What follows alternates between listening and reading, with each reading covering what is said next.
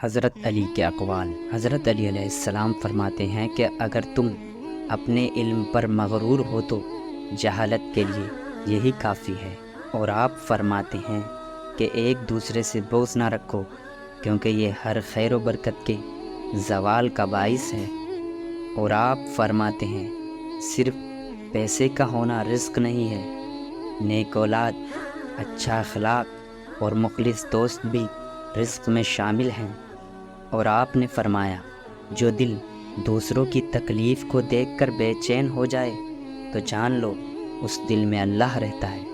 اور آپ فرماتے ہیں اس شخص کو دوست مت بناؤ جو کسی محفل میں آپ کو شرمندہ کرے، چاہے وہ مذاق میں ہی کیوں نہ ہو۔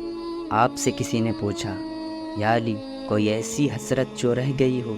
فرمایا جتنا میں سخی تھا اتنا کسی نے مانگا نہیں، جتنا مجھے علم تھا اتنا کسی نے پوچھا نہیں۔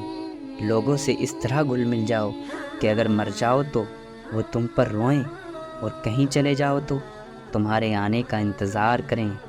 اور آپ فرماتے ہیں کہ ہر عمل سوچ سمجھ کر کرو، کیونکہ ہر عمل کے اندر اس کا انجام یوں چھپا ہوتا ہے جیسے بیج کے اندر درخت۔ اور آپ فرماتے ہیں کہ جو انسان کسی کے احسان کا شکر گزار نہیں ہے وہ آئندہ ضرور اس سے محروم ہو جاتا ہے۔